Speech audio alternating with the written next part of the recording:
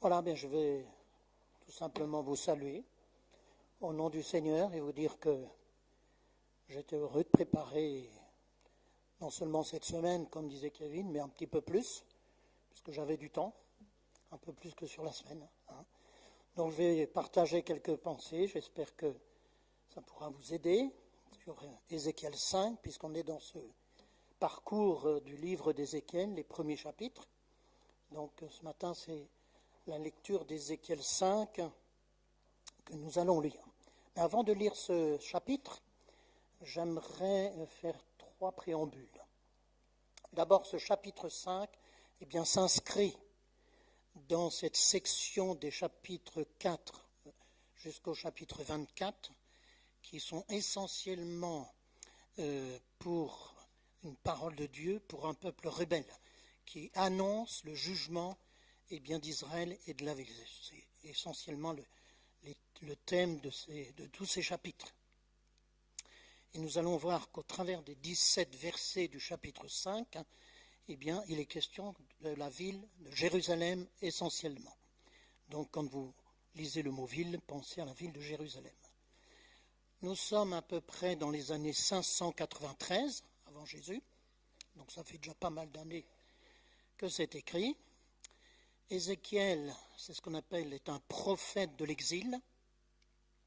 Donc l'exil du peuple d'Israël, c'était entre les années 606 et 538, les 70 ans en Babylonie.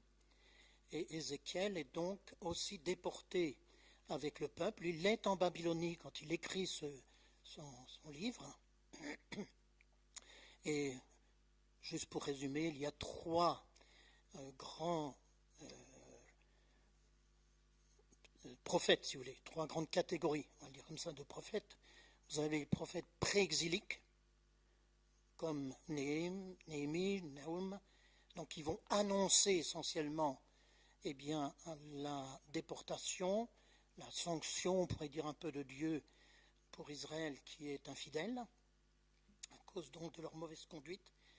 Vous avez les prophètes post-exiliques, donc quand l'exil est terminé, après les années 538 avant Jésus-Christ, et ce sont plutôt des prophètes qui vont accompagner la restauration d'Israël dans la terre promise. Puis entre les deux, vous avez les prophètes de l'exil, comme Ézéchiel, Abdias, Daniel, qui sont là avec le peuple, ou qui parlent au peuple, et qui veulent leur dire aussi, revenez auprès du Seigneur, mais sachez qu'il y a quelque part une certaine espérance, puisqu'il y aura un retour. Ce qui n'est pas tout à fait vrai, d'ailleurs, dans notre chapitre, nous n'allons voir aucune parole, je dirais, d'avenir. C'est essentiellement, dans notre chapitre 5, une parole que j'appelle une parole sévère, une parole de jugement de la part de Dieu au travers de la bouche d'Ézéchiel, et c'est quelque chose que Dieu pèse au travers d'Ézéchiel, et notamment par ce premier verset que nous lirons, « Et toi, fils de l'homme », Dieu parle et dit « Fils de l'homme », voilà, prends un rasoir, etc., etc. C'est le texte que nous allons lire.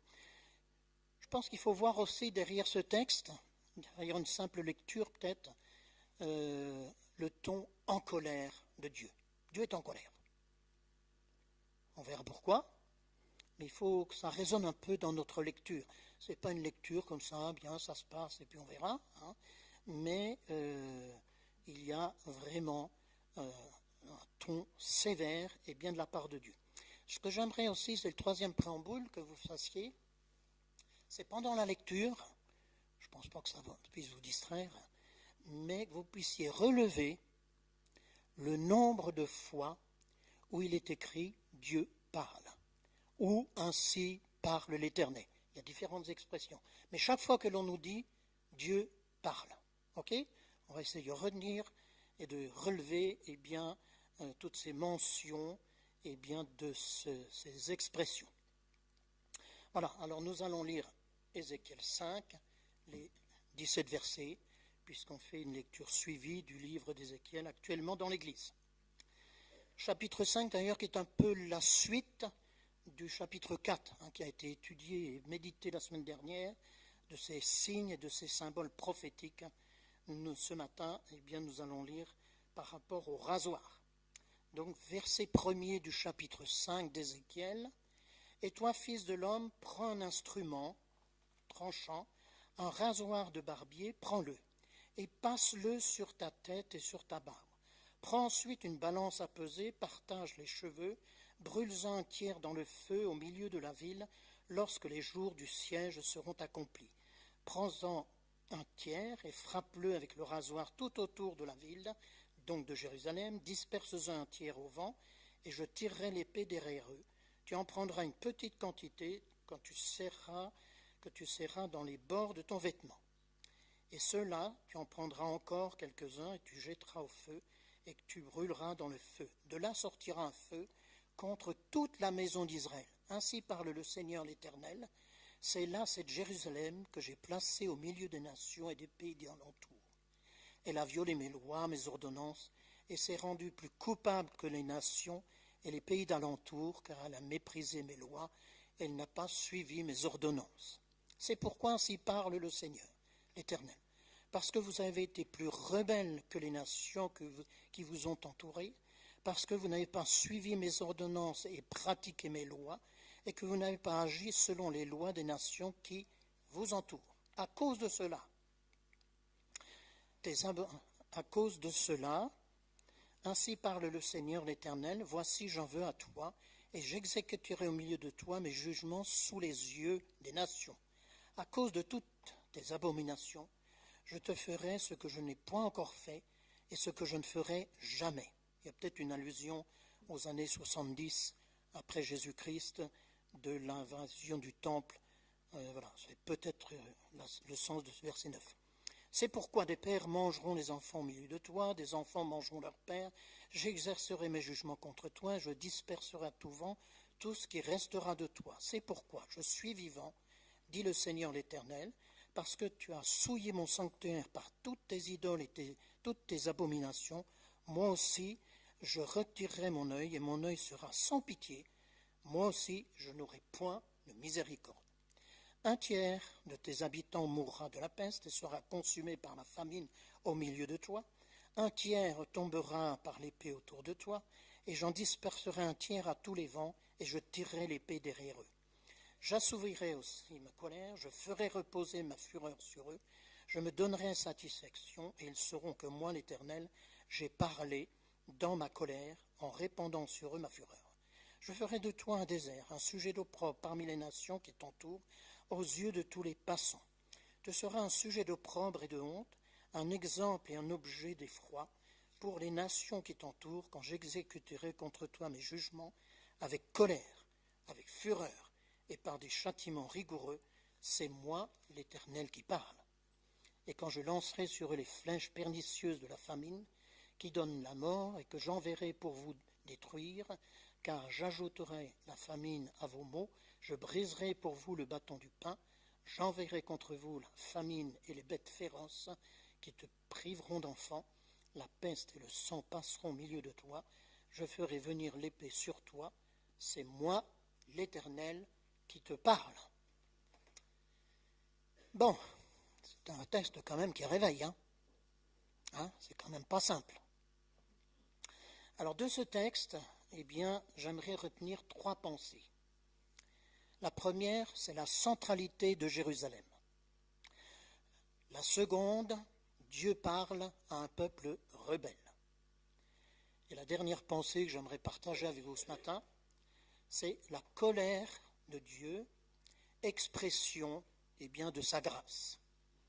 Alors revenons à cette première pensée, la centralité de Jérusalem dans le projet de Dieu pour Israël. Dieu a choisi la ville de Jérusalem, qui veut dire ville de paix, de tout temps, pour y demeurer, pour y siéger, pour y régner.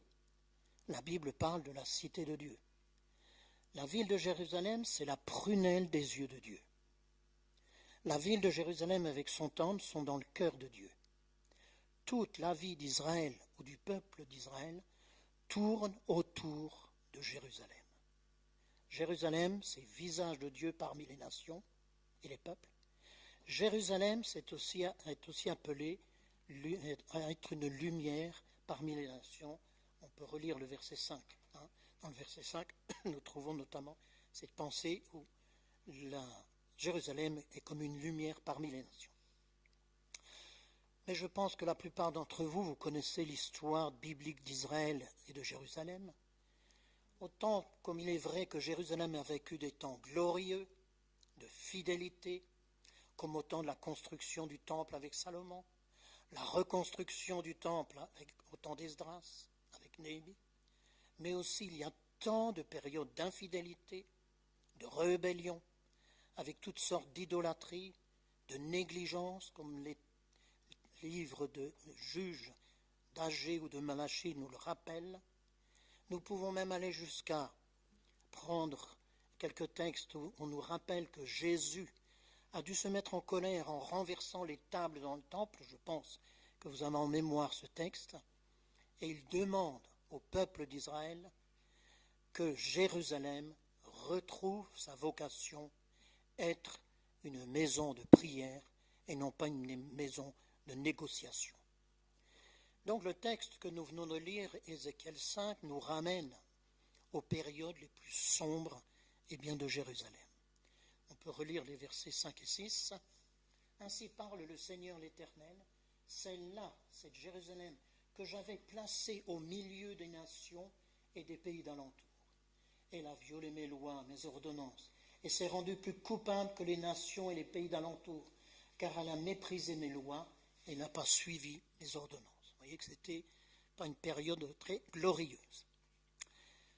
Malgré toute cette introduction, je pense que, en gardant qu'effectivement Jérusalem est au centre du projet de Dieu, nous pouvons être encouragés par trois choses. D'abord, et malgré, la situation actuelle, malgré toutes ces heures sombres, Jérusalem reste dans le cœur de Dieu, dans tous les temps. Et donc nous sommes, et d'autant plus aujourd'hui, appelés à prier pour Jérusalem, pour la paix de Jérusalem, mais que Jérusalem aussi soit une lumière de paix autour d'elle, dans le monde, et j'ose le dire, dans le monde entier. Faisons nôtre le psaume 22, qui nous rappelle la prière de David pour Jérusalem. Le deuxième aspect de se souvenir que Jérusalem est au centre du plan de Dieu, c'est que c'est dans la ville de Jérusalem, à Jérusalem, que l'événement, le plus important pour l'humanité, et donc aussi pour nous, pour chacun d'entre nous, s'y est produit. Jésus, sur la croix, est mort pour nous donner le pardon de nos péchés. Et du tombeau, il est ressuscité pour nous donner une vie nouvelle. C'est bien tout cela qui s'est passé à Jérusalem. Donc ce matin, j'oserais dire, nous sommes tout simplement dans le cœur de Dieu. Nous sommes aussi prunelles de ses yeux. Oui, pour Jérusalem, mais aussi pour chacun d'entre nous, chacun d'entre vous. Et puis, la dernière chose que je voudrais relever par rapport à cette ville de Jérusalem qui, ce matin, nous montre combien non seulement elle est importante, mais une clé pour la vie chrétienne, c'est l'espérance chrétienne que nous avons que nous entrerons pour vivre la vie éternelle dans la nouvelle Jérusalem. Dans Apocalypse 21, je lirai juste quelques versets, mais je ne peux que vous les encourager à lire ou relire. Puis je vis un ciel et une terre nouvelle. C'est le premier ciel et la première terre avaient disparu et la mer n'était plus. Et je vais descendre du ciel d'auprès de Dieu, la ville sainte, la nouvelle Jérusalem, préparée comme une épouse que j'ai parée pour son époux. Et l'Église, nous sommes bien l'époux. J'entendis du trône une forte voix qui disait « Voici le tabernacle de Dieu avec les hommes. Il habitera avec eux, ils seront son peuple et Dieu lui-même sera avec eux. Il essuiera toute larme de leurs yeux, la mort ne sera plus. Il n'y aura plus ni deuil, ni cri, ni douleur, car les premières choses ont disparu. À celui qui était assis sur le trône dit, voici, je fais toutes choses nouvelles. Et le verset 7, celui qui vaincra héritera ces choses, je serai Dieu et il sera mon fils. Mes chers frères ce matin et sœurs, voilà notre destinée. Vivre dans la Jérusalem céleste. Amen. C'est notre espérance. Et je dirais que c'est à cela que nous devons nous préparer. Notre point de mire, c'est entrer dans la Jérusalem céleste, quand Jésus viendra nous chercher. Amen. Deuxième pensée que je voulais partager avec vous, Dieu parle à Israël. Mais ce que j'aimerais mettre en opposition, en contraste ou en relief, le texte que nous avons lu de Ézéchiel 5 est quand même un texte qui nous rappelle toute la mauvaise conduite, je le résume, d'Israël. On est d'accord? Et malgré cela, et je crois que c'est ça qui doit aussi nous encourager ce matin, malgré cette conduite abominable d'Israël envers son Dieu, Dieu continue à lui parler. Est-ce que vous avez relevé à quelques-uns le nombre de fois, comme je le disais en préambule? Combien de fois? 4, un peu plus. 7, vous dites? Oui, on est tout près. Moi, j'en ai compté 8. Bon, on sera quand même d'accord. Vous voyez, quand même pour dire qu'en 17 versets, il y a 7 ou 8 fois où l'on nous dit que Dieu parle. Donc pratiquement, la moitié du temps, c'est une parole de Dieu. Donc c'est pour bien montrer l'importance et la richesse, mais aussi la bonté de Dieu, que malgré l'infidélité du peuple, eh bien Dieu lui parle. Et ce matin, j'aimerais te dire, si tu penses que tu n'es pas digne, que Dieu te parle, peut-être parce que tu sais que tu as une conduite que peut-être pas aussi glorieuse que cela, dans tes pensées, dans tes choix, ta conduite tout court, ou peut-être tout simplement parce que tu te dis, moi je suis un chrétien insignifiant, je suis un petit chrétien, ou je suis un jeune chrétien, peut-être de quelques mois, quelques semaines. Ce que j'aimerais te dire ce matin, Dieu veut nous parler à chacun d'entre nous. Quel que soit, je dirais, l'état de notre cœur. Et ça, c'est une vraie bonté de Dieu. Dieu veut te parler. Parce que tu es aussi, comme je le disais tout à l'heure, prunelle aux yeux de Dieu. Et donc, soyons à l'écoute de ce que Dieu veut nous dire. Alors, que voulait dire Dieu à son peuple? Une parole de justice. Et selon ce qui était annoncé dans l'Ancien Testament, notamment dans le Deutéronome, c'est qu'il y a plusieurs de ces paroles qui disent « Si le peuple, tu es infidèle, eh bien, je le résume avec mes mots, mais il y aura sanction. » Donc le peuple le sait. S'il est fidèle, il y a ses bénédictions. S'il y a de l'infidélité, il y a aussi ses conséquences. Alors je disais en introduction, c'est une parole solennelle, officielle, sûre, et je dirais vraie de Dieu. Mais j'ajoute effectivement que c'est une parole sévère. Parce que c'est un Dieu en colère envers son peuple infidèle. Et tout ça, ça nous l'est d'autant plus montré, je dirais, par le nombre de fois, effectivement, où l'on dit que Dieu parle. Et pour se faire entendre, eh bien Dieu veut parler fort. Et il parle avec le ton de la colère. Et je pense que vous serez d'accord avec moi, quand vous êtes en colère, est-ce que vous parlez avec votre belle et douce voix? Au moins vous êtes honnête. Au moins le ton monte. Eh bien pour Dieu aussi, qui est en colère envers ce peuple infidèle, qui voudrait tant bénir, eh bien le ton monte. Et il va répéter, répéter, répéter.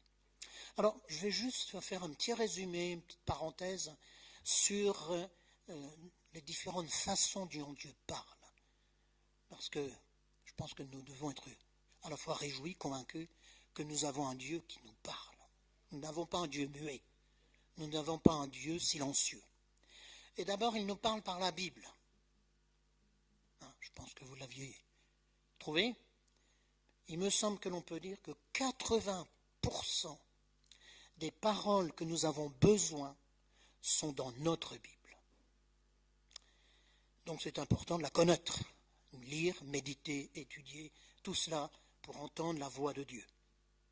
Ensuite, eh bien, il y a les convictions qui s'imposent dans notre fort intérieur. Il y a aussi un autre moyen, le conseil de frères et de sœurs. Et je dirais que c'est là toute la richesse et toute la bénédiction de vivre en communauté pour avoir les conseils, les suggestions des uns et des autres. Mais c'est aussi au travers de bons et de difficiles événements. Par ta conscience, dans ta conscience, Dieu veut te parler. Un autre moyen aussi, comme le texte nous le relate ce matin, ou comme Kevin l'avait médité la semaine dernière, les gestes symboliques, ou dirons-nous les gestes prophétiques. Ici, dans notre texte, il est question que Dieu demande à Ézéchiel de prendre un rasoir, de se raser les cheveux, de se raser la barbe. Et de ce tas de cheveux, il en fait 3 petits tas qui vont symboliser ce qui va arriver à Israël.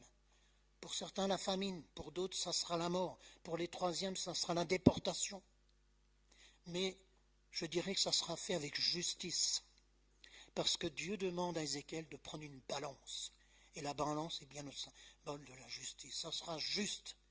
Et donc, pour le peuple, le fait que Ézéchiel se coupe les cheveux, il faut se souvenir qu'Ézéchiel est un prêtre. Et donc, sa dignité, elle était manifestée ou extériorisée par des cheveux longs et la barbe. Mais se couper les cheveux et se couper la barbe, ça veut dire que le prêtre est indigne. Et donc, Dieu veut dire à ce peuple, vous êtes un peuple indigne. Et pour Ézéchiel lui-même, c'est aussi manifester le deuil. Dans le deuil, on se coupait les cheveux et la barbe.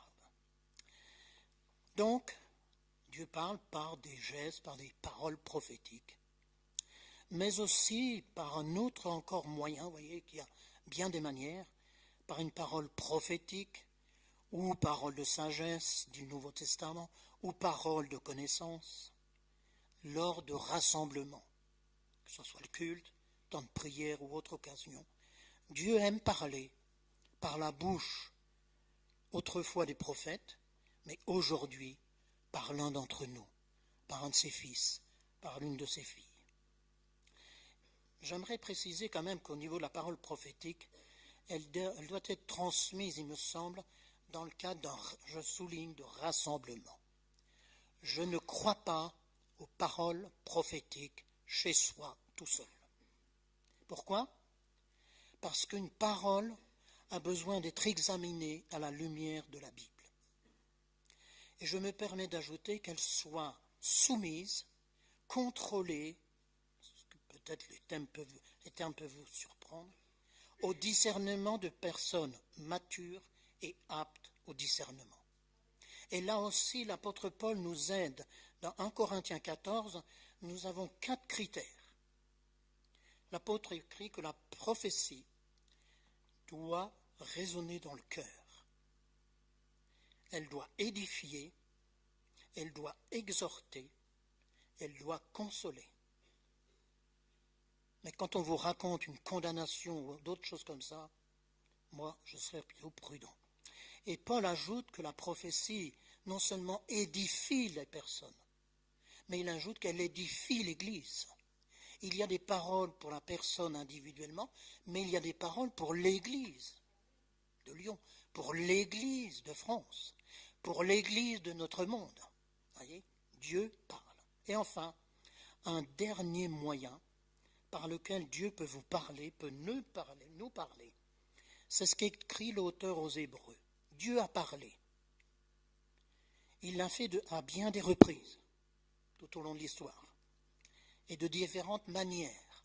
On a essayé de les résumer. Il s'est fait connaître autrefois à nos ancêtres par les prophètes, tels qu'Ézéchiel. Maintenant, dans cette période finale de l'histoire, puisqu'on est dans la période de la fin des temps, où nous vivons, il nous a parlé par son Fils. Donc par sa personne et par ses paroles, qui nous sont rapportées dans les 4 évangiles, Jésus nous parle de notre cœur, de notre conduite, de nos pensées, de nos relations, de notre avenir. Dieu nous parle au travers de tous ces textes qui nous sont relatés d'une parole de Jésus. Donc, juste pour conclure, d'une part, soyons reconnaissants, notre Dieu est un Dieu vivant, il parle, il nous parlera encore. Et ça doit être notre espérance. Ce que j'aimerais juste préciser, c'est que par rapport à toute cette liste que j'ai faite pour résumer, il doit y avoir la combinaison de 2 ou 3 paroles. Je crois que ce serait dangereux de s'appuyer sur une seule parole que l'on accepte comme une parole de Dieu. D'accord ? C'est important qu'il y ait une parole donnée sous une forme, une autre et peut-être une autre. Par, je dirais, prudence. Parce que nous ne sommes quand même que des êtres humains avec parfois bien de la difficulté d'entendre la voix de Dieu. Donc, Dieu aime te parler, converser avec toi, qu'il y ait du dialogue entre toi et ton Dieu.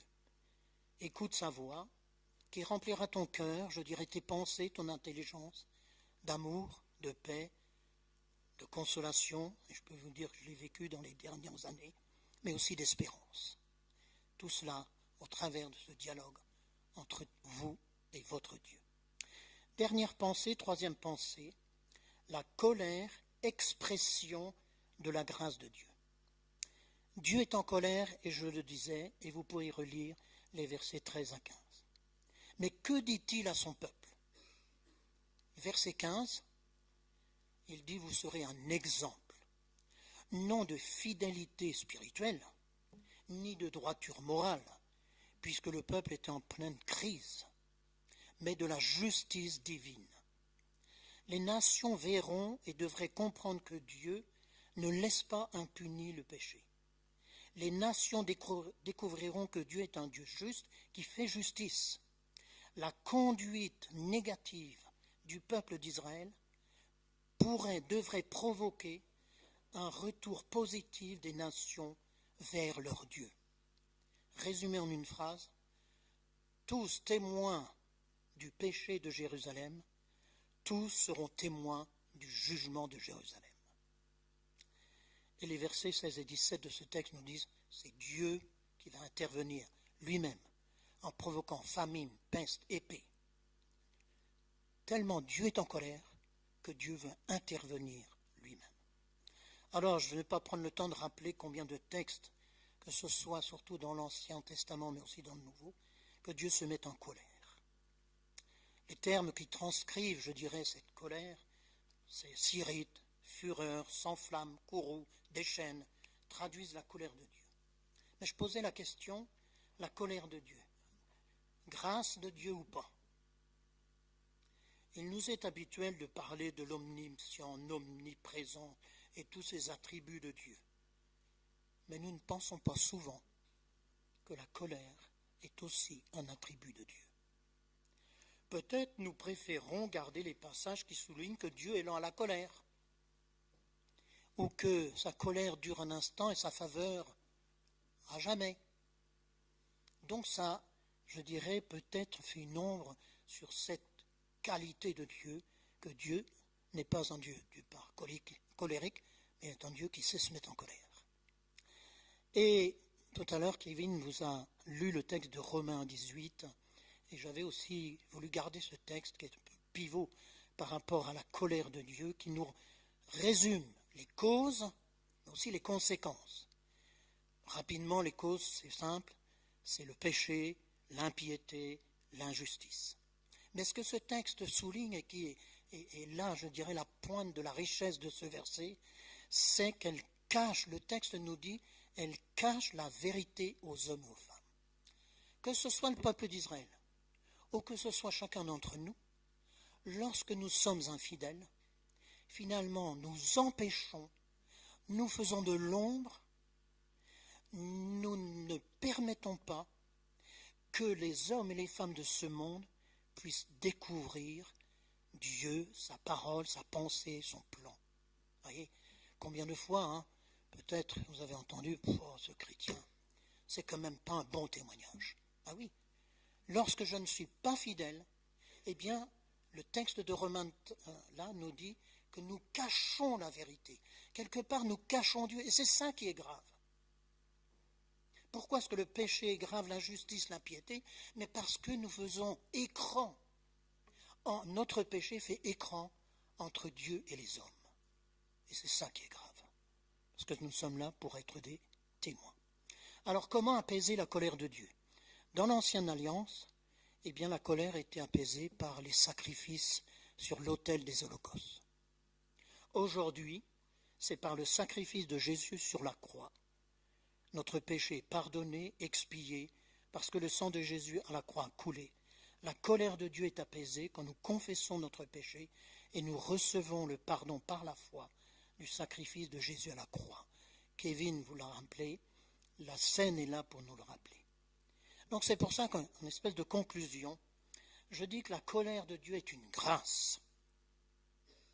Dieu manifeste sa justice, sa bonté, son amour envers l'homme pécheur. Je répète, oui, c'est une grâce que Dieu se mette en colère pour nous faire grandir dans la piété, pour nous faire changer de conduite, comme tous ces appels des prophètes étaient là pour que le peuple d'Israël change de conduite. Alors je me suis posé 2 questions en préparant le message. Est-ce que j'ai subi la colère de Dieu? Ai-je constaté ou l'impression que Dieu s'est mis en colère envers moi? Alors comme j'ai plutôt répondu par la négative à ces questions, je suis peut-être comme ce peuple qui n'entend pas quand Dieu me parle. Mais en tout cas, vous me permettrez de vous lancer les mêmes questions. Avez-vous déjà subi la colère de Dieu? Ou avez-vous l'impression que Dieu s'est mis en colère envers vous? Alors avant que vous puissiez y répondre, j'aimerais rappeler cette promesse de l'épître de Jean. Voici en quoi consiste l'amour de Dieu.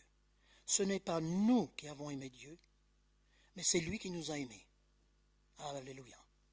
Aussi a-t-il envoyé son Fils. Pourquoi? Pour apaiser par son sacrifice pour nos péchés sa colère contre nous. Je le répète, 1 Jean 4,10. Jésus est venu sur la croix pour apaiser la colère. Alors, quelle que soit la réponse, souvenez-vous de cette promesse de 1 Jean 4,10. Et donc, en guise de conclusion de tout cela, de ce chapitre 5, oui, Dieu se met en colère, notamment envers Jérusalem, pourtant prunelle de ses yeux, à cause de son péché, mais dans le seul but de faire revenir Jérusalem dans le chemin de la fidélité. Donc la colère de Dieu est bienfaisante. Oui, Dieu a parlé à Jérusalem par le prophète Ézéchiel, et aujourd'hui Dieu parle à chacun d'entre nous, à chaque église. Alors écoutons-le, ne provoquons pas sa colère par ignorance ou par refus de sa parole. Et j'aimerais terminer par ce verset. Si aujourd'hui vous entendez sa voix, n'endurcissez pas votre cœur. Amen. Et j'aimerais d'abord vous dire, essayez peut-être de vous souvenir et de reprendre ces pensées. Mais ce que j'aimerais ce matin, c'est que tout de suite, ensemble, nous puissions, puisque le texte nous y invite, à prier pour Jérusalem. Amen. Je vous invite à la prière, vous incliner dans la prière. Ce matin, Seigneur, ce que nous voulons, de tout notre cœur, mais peut-être dans toute notre faiblesse, de prier pour Jérusalem, aujourd'hui, comme hier tu as été là, et pour demain. Seigneur, nous savons que Jérusalem est dans ton cœur, nous savons que c'est la prunelle de tes yeux, nous savons que Jérusalem a une mission, comme une vocation. Et nous voulons te prier, eh bien, agis, malgré ce que nous voyons, ce que nous entendons. Manifeste, eh bien, ta volonté. Seigneur, nous te remettons Israël et Jérusalem ce matin, que ce soit la ville de paix, au nom de Jésus. Amen.